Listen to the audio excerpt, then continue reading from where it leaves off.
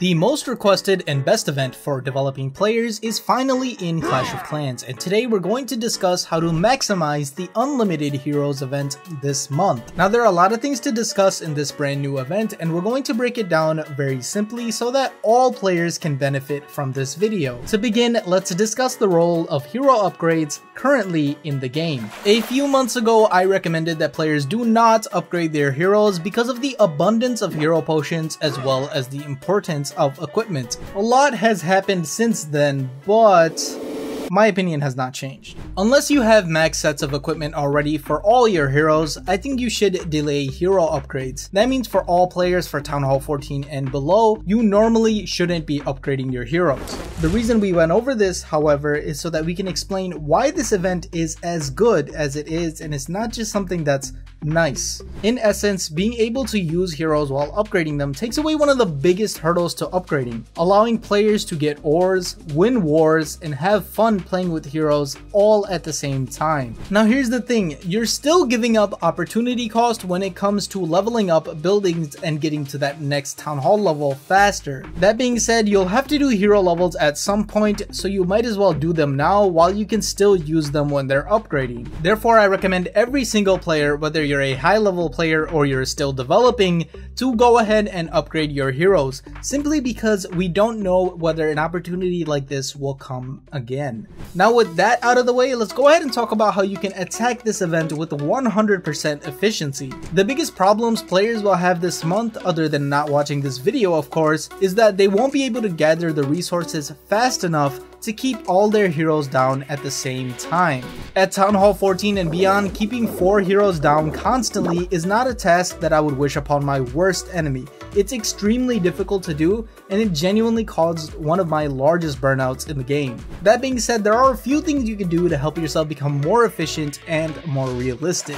The first thing that you should do is stagger all of your hero upgrades so that you don't end up wasting your time or having to farm a lot in one day. The best way to do this for 8-day timers, for example, is having one Dark Elixir hero on day 1, another one on day 3 or 4, and another one on day 5 or 6. This will help you maintain a constant amount of required Dark Elixir per day, around 100,000 per day, for you to constantly keep those heroes down throughout the entire month. Now a lot of you might have shorter hero upgrades than that, but the same concept applies. Try not to have your heroes finishing at the same time, or you're going to be popping 2 or 3 training potions while watching the latest season of Perfect Match on Netflix. When it comes to the Warden, he just uses elixir, so there shouldn't be too much problems here. Now a lot of you at this point are probably wondering on how you can optimize farming as well as getting ores at the same time. In my opinion, it's okay to drop down a bit in leagues if it makes farming easier, because you will have your heroes up for war, and this is such a rare event. The true farmers out there know that sneaky goblins are still the #1 way to farm fast Dark Elixir, especially if you're in a pinch. So if you get into problems where you don't have enough Dark Elixir for your upgrades, you can pop a training potion plus sneakies and then catch up. But the #1 way for you to avoid resource problems is to stagger your hero upgrades, and hopefully I've said that enough for it to sink in for you guys now.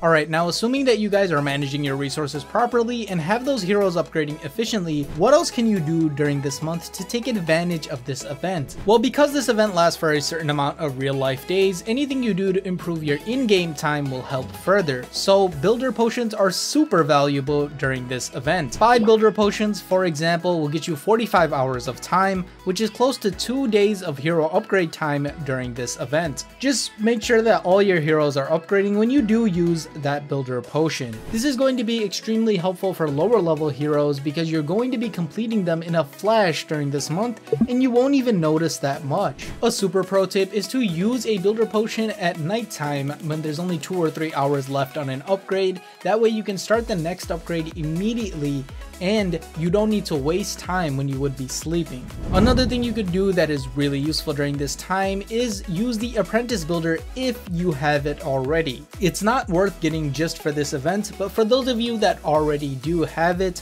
make sure that you're using it on your hero upgrades. And for those of you that don't know the ins and outs of the apprentice builder, I will be explaining that later in the video. Now there is one more way to speed up things in the home village, and that is by using the gold pass. For all players out there, using the gold pass, it's key that you get challenges done as soon as possible so that you can reap the benefits of the building time reduction. It's also important that you plan your magic items out, such as builder potions and even your dark elixir rune, to ensure that you're getting the best possible value that you can be during this month. In regards to shop offers, some of you might be wondering about the builder potions you can get for $1. And in my opinion, since a builder potion can get you 2.25 days if you have 6 builders, I think it's just better to buy those builder potions if you get multiple ones for $1, so not just a single one for $1. Apart from these methods, all players should be looking forward to clan game rewards and any side events that we might have that would give them builder potions as a reward. And just to re-emphasize, I don't know whether or not this event is going to happen again, so make sure that you guys are making the most of it while it lasts. So that's all the ways that we can speed up the upgrade, so that is it for the efficiency guide, right?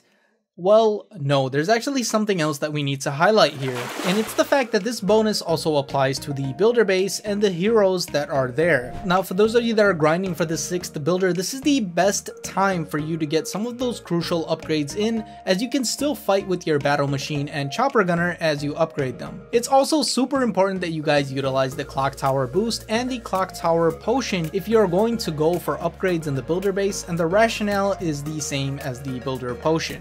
Especially considering that we don't have daily limits on builder base loot anymore, that has been one of the best updates in my opinion. This event is also useful for players who simply just like builder base or eventually want to push up in builder base leagues, so if you're trying to become the next Asher, this might be a good time to start.